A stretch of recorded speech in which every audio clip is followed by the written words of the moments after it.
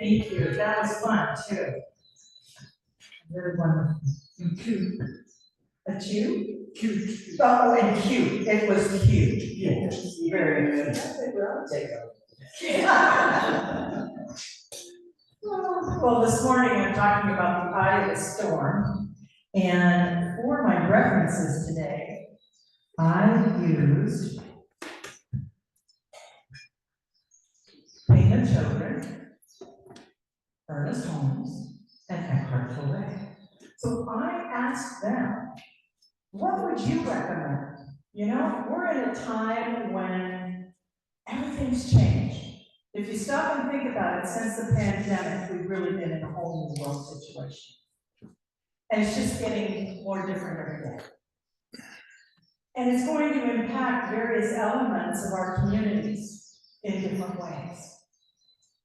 So sometimes there's anticipatory anxiety that we can have before events occur. For instance, let's say you're going to have to go into the dentist to check out something. You can get all stirred up before you ever get there. And, you know, that can be worse than actually when you get in the chair and they take care of business. So one of the things we look at is when we're dealing with change, when we're dealing with turmoil, when we're dealing with trauma, it's important to find our center in the midst of that. And there's some tips and some tools from these great folks that really help us find that center and keep it.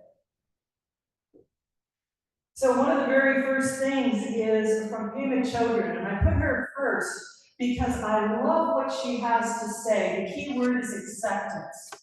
Our first step when we find ourselves in anxiety and turmoil, in any kind of trauma going on, is to stop and accept what is. That's the part of us that wants to resist and say, oh, no, I'm not accepting that. And we get all stirred up over it.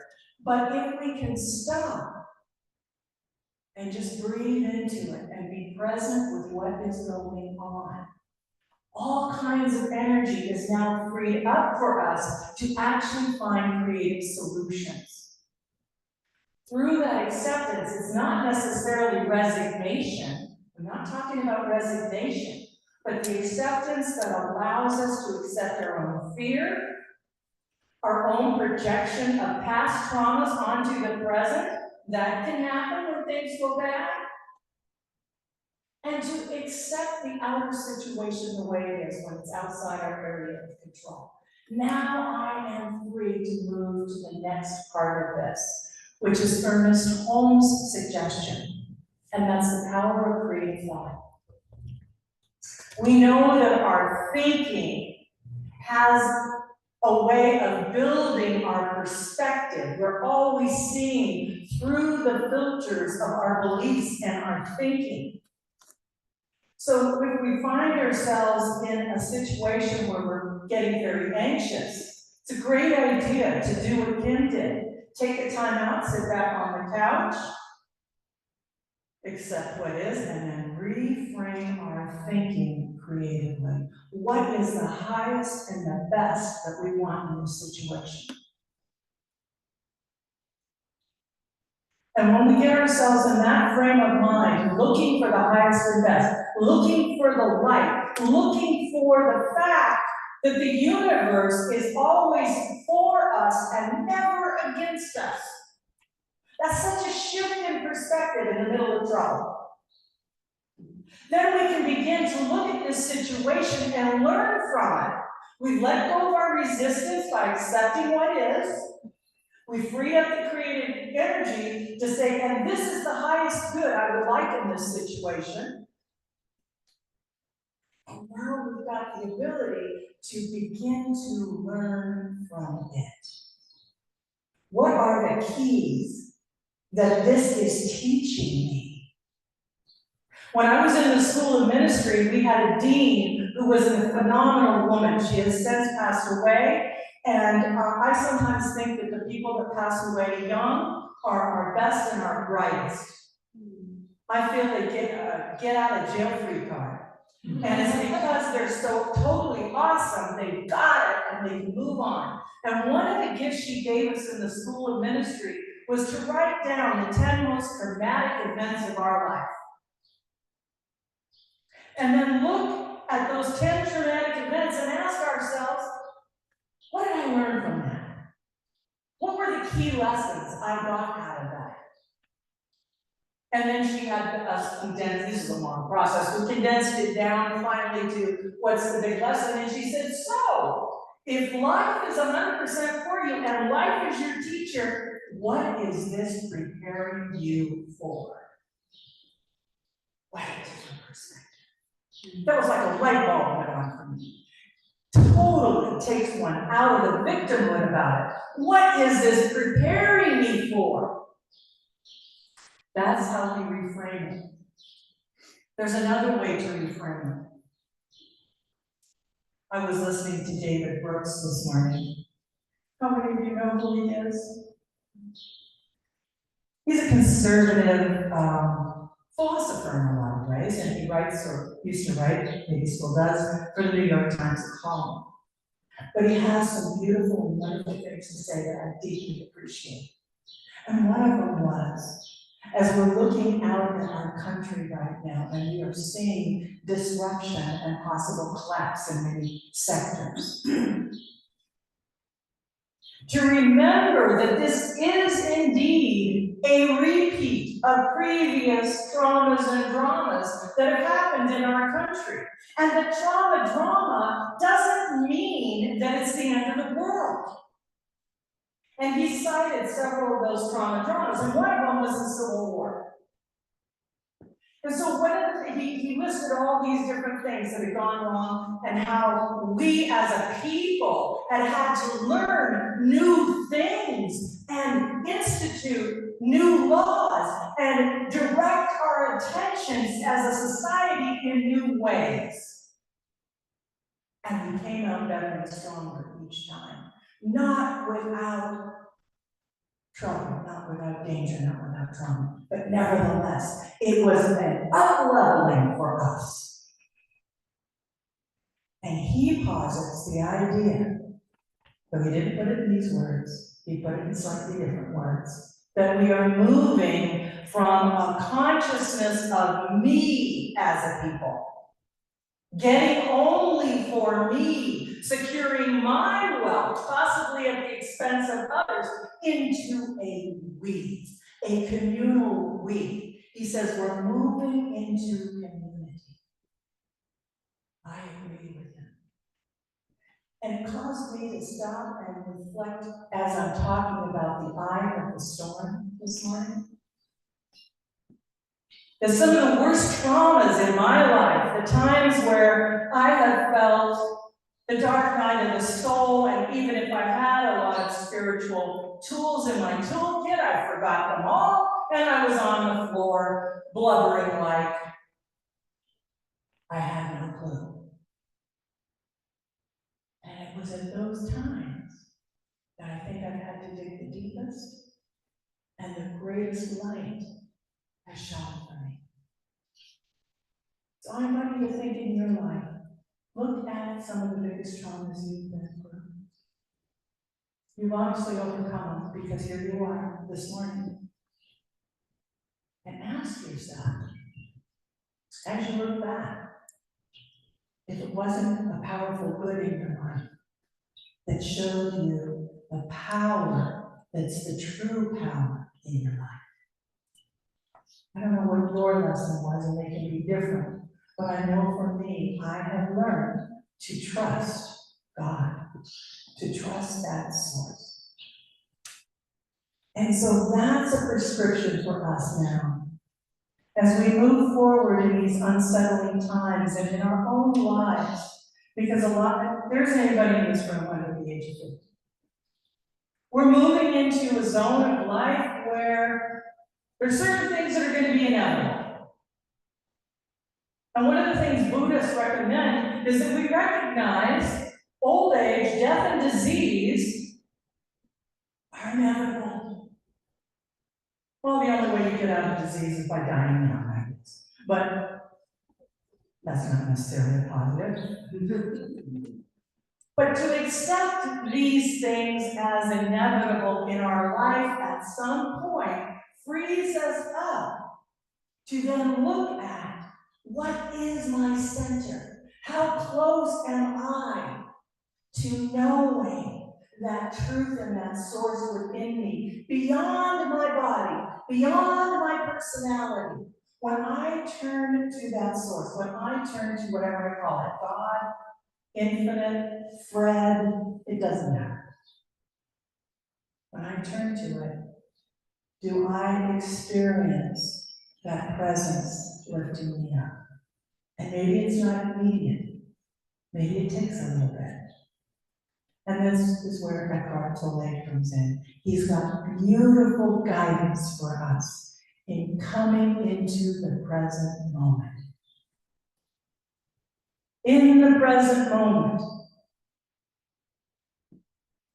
all is well usually. It's up in our head as we futurize or project the past into our present, that's where we've got serious trauma going on, lots of times. I remember as a child, I had a terror, an absolute phobia of injections. And that's because I was bit by a dog and had to have a whole bunch of injections when I was 3 years old. It was my first out-of-body experience. I was literally on the roof watching a child screaming, wondering what the heck was going on. That was all me. And in that experience, I became phobic about shots. So here I am at the dentist. Now I also have inherited terrible teeth. Everybody in my family has. I mean, I'm lucky I've got my teeth. Almost nobody at my age in my family does. So I've done a lot to help. But here's what happened. I wouldn't allow them to give me an injection. So I had to stay in the present moment while they were drilling and pulling and doing whatever the heck they did, because I had to do it without anesthetic as a child. And it trained me to be right here in this moment, because it's buried in this moment. So this teaching of the power of being in the present moment, the way to it is through the breath. Bring our attention back to our breath. No matter what's going on out there, no matter how much fear or anxiety we might be in, if we will come into our breath and we're able to slow it down and get in the present moment, it brings a peace. And then we can find our center. And so these are important practices for us when we're feeling good, when life is going well. This is when we practice these things. I used to feel, I don't need to do spiritual practice, life is great. And then when it didn't get so great, when it got to be a little bumpy, I'd be like, oh, I gotta run really hard to do my spiritual practice. Oh my goodness. And I learned, no, it's kind of like exercise. We have to exercise so that we have a greater immune system and we can deal with life with more power and more strength in our bodies. But you can't do it when you're feeling sick. Same thing with these spiritual practices. Practice them when things are going well, when you've got the even keel.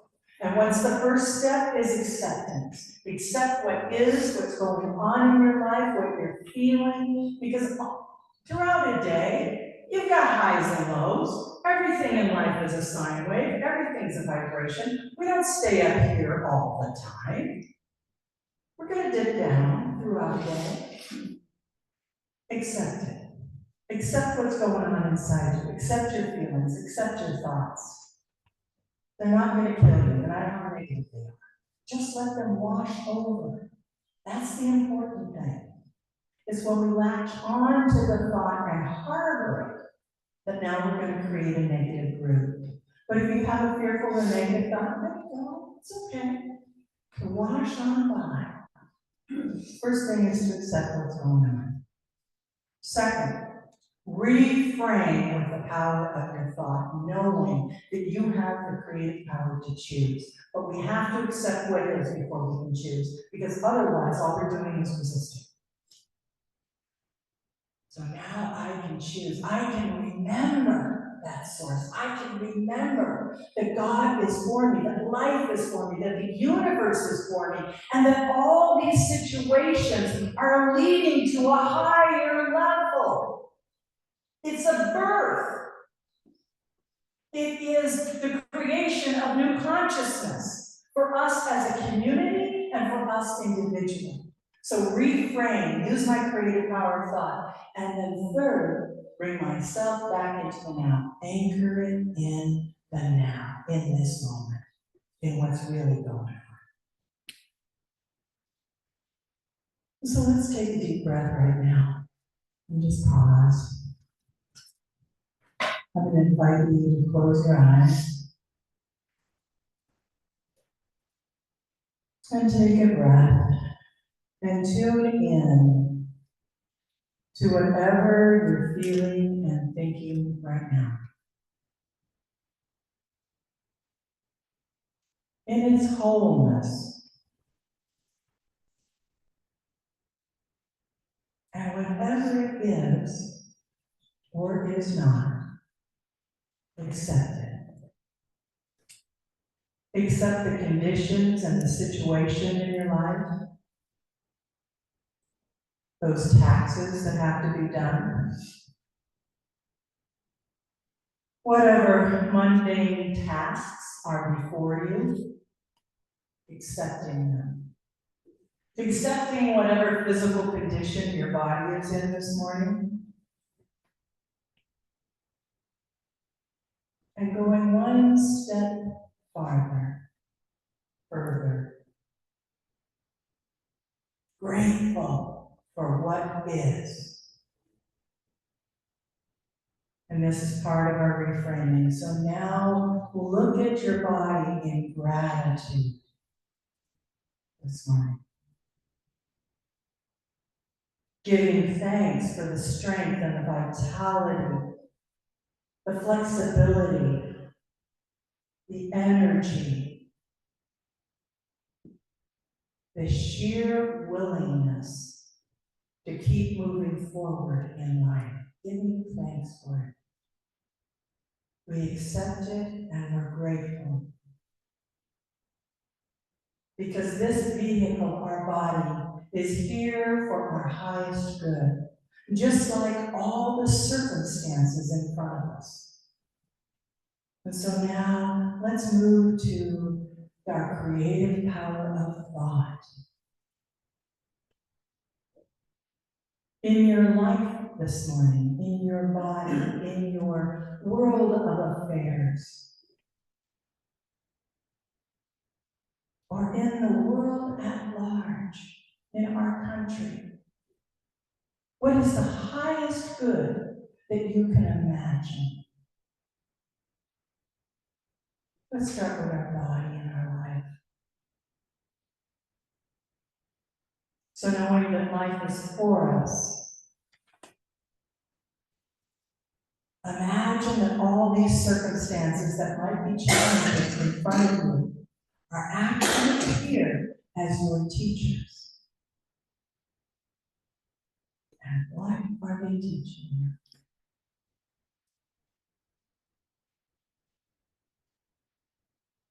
And so just breathe that in and allow your heart and your mind to accept the highest good in your body and in your world of affairs. Everything is working out in your favor. Everything is there for your highest good. Breathe that in. And now we can move to the world at large. looking out over the world, accepting the condition that we find it in right now. In my own imagination, I see the planet of humankind and our environment on the planet as a mother, very pregnant, about to give birth. And it's too tight in there, and there might be a little toxemia going on because things are getting tight. Oh, and I know that the birth is coming. And I know the greater good is unfolding. And I know the higher level of consciousness is awakening in each one of us, individually and collectively. I know and claim that we are seeing our interdependence, that we do belong to each other. In fact, we are each other. There is no separation. And we are all in this together. So I invite you to envision for yourself this birth of consciousness, however you frame it, on the planet as the highest good that is unfolding now.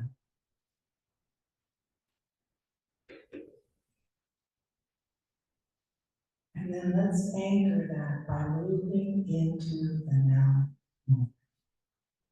So taking a deep breath,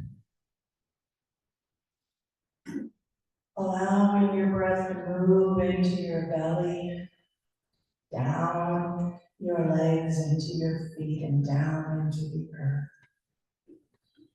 Inhaling that deep breath and staying in the now moment. In this now moment, all is well. And you can say to yourself, I am in the right place at the right time. I am open and willing. I am teachable. I am fulfilling my soul's mission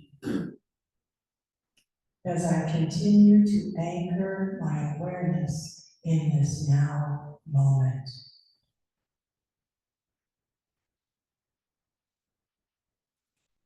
So breathing that in. Add any words of your own that help you anchor and know that all is well. All is well.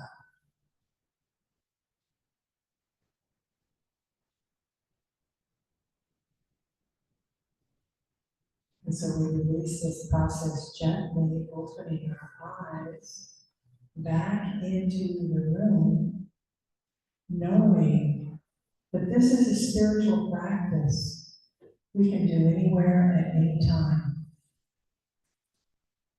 One of my favorite teachers is Thich Nhat Hanh, and he had a practice of ringing a bell at random times in his retreats. And whenever you heard that bell, you were to come back into the present moment, no matter where your thoughts had gone, the middle of the conversation, or if you were at lunch taking a bite of food, come back into the present moment. And so I invite you to remember this three-step process of acceptance, creative thought, reframing, and being in the now moment. Practice it at stoplights. Next time you go to do a potty break, practice it there. Use moments of the day to do your spiritual practice so that it becomes a seamless process.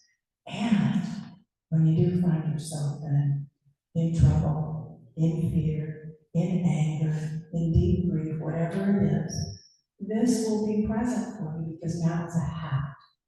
So how to build a habit?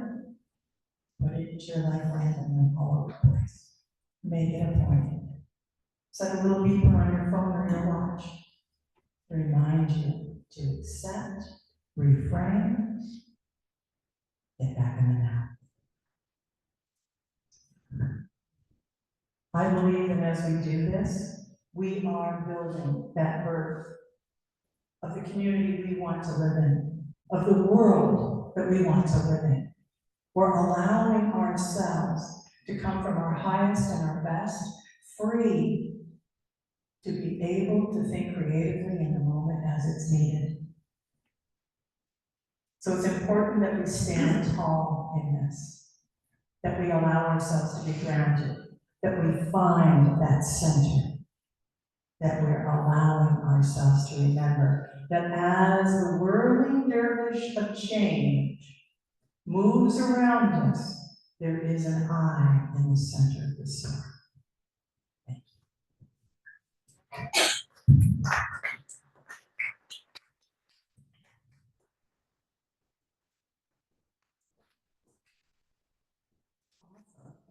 And that's